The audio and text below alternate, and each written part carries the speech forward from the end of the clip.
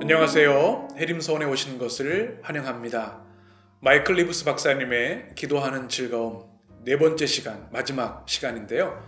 이 시간에는 우리의 기도를 도우시는 성령님에 대해서 함께 나누려고 합니다. 우리의 기도 생활에 있어서 우리가 의지를 가지고 기도하기로 결심을 합니다. 그래서 기도를 실천하고 또 우리 개인 기도 시간을 확보해서 하나님께 기도하게 되는데요. 이것이 지속되지 못하는 경우들이 있습니다. 슬럼프가 올 때도 있고요. 그래서 기도 생활에 있어서 우리가 반드시 기억해야 하는 것이 바로 성령님의 도우심입니다. 성령님의 도우심이 있어야 우리가 기도할 수 있고, 우리가 기도하기 어려울 때 성령님의 도우심을 구하는 것이 필요하다는 것입니다. 저자는 10장에서 성령님이 우리를 도우신다 라고 하는 제목으로 성령님의 역할에 대해서 기도를 어떻게 도우시는지를 밝히고 있는데요. 로마서 8장 26절에 있는 것처럼 이는 성령께서 우리의 연약함을 도우시나니, 이 말씀을 풀어 설명합니다. 우리가 기도할 때 두려워하거나 걱정할 필요가 없는 것은 우리 주의 성령께서 우리의 기도를 기뻐하시고 우리가 기도할 수 있도록 도우신다는 사실입니다. 잘 아시는 것처럼 우리의 성령님은 우리가 기도할 바를 알지 못할 때 가르쳐 주시고 말할 수 없는 탄식으로 우리의 기도를 도우시는 분이기 때문입니다. 그래서 여러분이 기도하실 때 반드시 기억해야 할 것, 성령께서 내 기도를 도우신다. 이 사실을 꼭 기억하셨으면 좋겠습니다. 성령을 헬라어로 파라클레토스라고 이야기하는데요. 그 뜻은 바로 옆에서 도우신다라는 뜻입니다. 우리 인생에 힘들고 어려운 순간들이 많이 있습니다. 때로는 기도할 수조차 없을 것 같은 절망적인 순간도 많이 있는데요. 바로 그때 성령께서 우리 곁에서 우리의 기도를 도와주신다는 사실, 이것을 꼭 기억하시기 바랍니다. 저자는 이렇게 말합니다. 성령님은 우리의 연약함을 아시며 우리가 기도하기 위해 애쓴다는 것과 그럼에도 어떻게 기도해야 좋을지 모를 때가 많다는 것을 잘 아신다. 그리고 성령님은 우리를 도우려 하신다.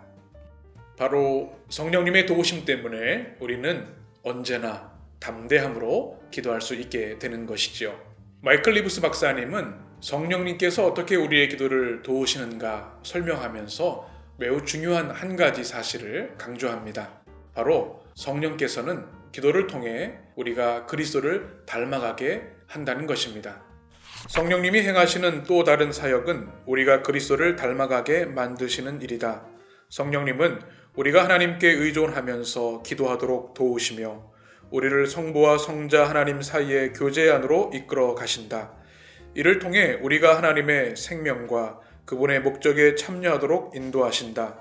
이때 우리의 갈망이 하나님의 갈망을 닮아가기 시작하며 그분이 품으신 열심은 우리의 것이 된다.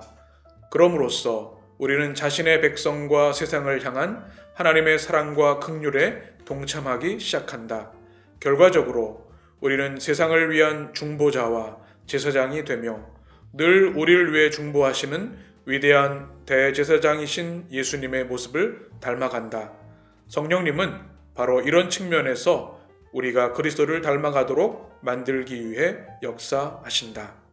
바로 성령님은 우리의 기도 가운데 임재하시고 도우셔서 예수님이 하셨던 그 아름다운 사역, 세상과 하나님을 중보하는 그 아름다운 일을 하도록 우리를 이끌어 가신다는 사실입니다. 그래서 우리가 기도할 때 누리게 되는 기쁨 중에 하나는 이것입니다. 내가 기도하는 이 행위를 통해서 예수님을 닮아가고 있구나. 예수님이 하셨던 그 위대한 사역을 성령께서 도우셔서 나도 내게 주어진 이 상황 가운데 그 중보의 사명을 감당하고 있구나. 이 사실을 여러분이 기억하셨으면 좋겠습니다. 그래서 기도는 위대한 것이고 하나님이 기뻐하시는 것이죠. 예수님께서는 마태복음 9장에서 추수할 것은 많은데 추수할 일꾼이 없다고 말씀하시면서 제자들에게 추수할 일꾼을 보내주소서 기도하라고 말씀하여 주셨습니다. 주님은 전능하시기에 모든 것을 혼자 하실 수 있습니다. 그런데 제자들이 그 주님의 구원 사역에 동참하기를 원하셨던 것이죠. 우리의 기도도 마찬가지입니다. 우리가 기도할 때 성령께서는 예수 그리스도께서 행하셨던 그 아름다운 사역을 감당하도록 도우시고 또 주님을 닮아가도록 역사하시는 것입니다.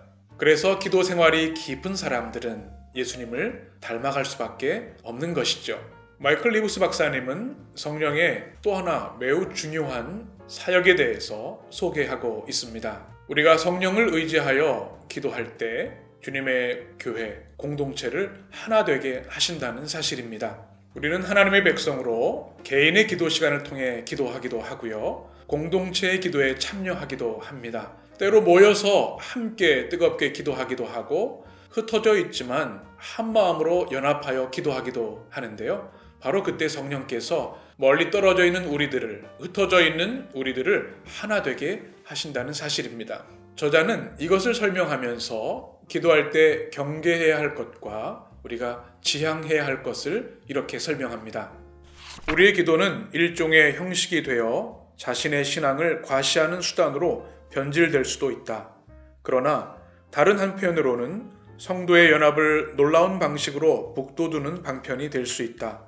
이 점은 어떤 일을 위해 기도하거나 어떤 이와 함께 기도하는 경우에 모두 적용된다. 참 중요한 핵심이죠. 때로는 기도가 자기를 과시하는 수단이 되어서 다른 사람과 분리하고 다른 사람보다 자신이 우월하다는 것을 드러내려고 하는 위험에 빠질 수가 있습니다. 그런데 성령께서는 이것을 멈추게 하시고 기도를 통해 공동체가 하나 되게 하시고 서로를 격려하고 북돋아준다는 사실입니다. 그래서 우리는 기도할 때마다 성령님, 성령 안에서 우리 모든 주의 백성들이 하나 되게 하여 주옵소서 기도해야 하는 것이죠. 기도할 때 성령께서 어떻게 역사하시는지 저자는 이렇게 덧붙여 설명합니다. 우리는 다른 이들을 위해 기도함으로써 아버지 하나님의 긍휼에 동참하며 다른 이들과 함께 기도할 때 하나의 가족을 이루게 된다. 이를 통해 우리 하나님이 기뻐하시는 성도의 연합이 더 강해진다.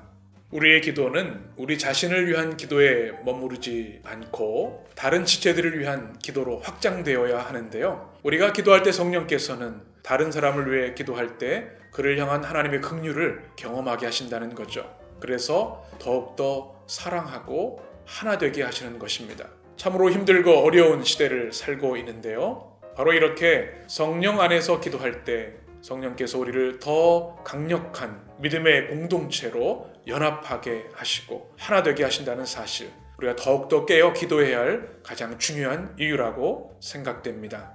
이렇게 마이클 리브스 박사님의 기도하는 즐거움이라는 책을 4번에 걸쳐서 함께 나누었습니다. 여러분 어떠셨는지 모르겠습니다. 이 공부를 통해서 여러분 마음속에 기도하고자 하는 거룩한 열망들이 생기셨으면 좋겠고, 기도에 대한 부담감을 내려놓고 성령님을 의지해서 기도의 자리로 더 자주 깊이 나아가셨으면 좋겠습니다.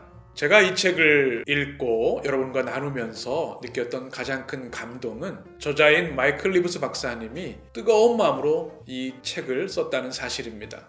실제로 그 누구보다도 기도하는 즐거움을 누리고 계시다는 사실을 책의 문장을 통해서 느낄 수 있었습니다. 우리 모든 성도들이 저를 포함해서 우리의 인생의 여정, 믿음의 여정에서 기도하는 즐거움을 맛보고 경험하고 확장하고 또 그 은혜를 나누고 간증할 수 있는 그런 우리들의 삶이 되었으면 좋겠습니다. 이 어렵고 혼란한 때 더욱더 깊이 기도하며 기도의 즐거움을 누리는 모든 성도들이 되시기를 주님의 이름으로 축복합니다.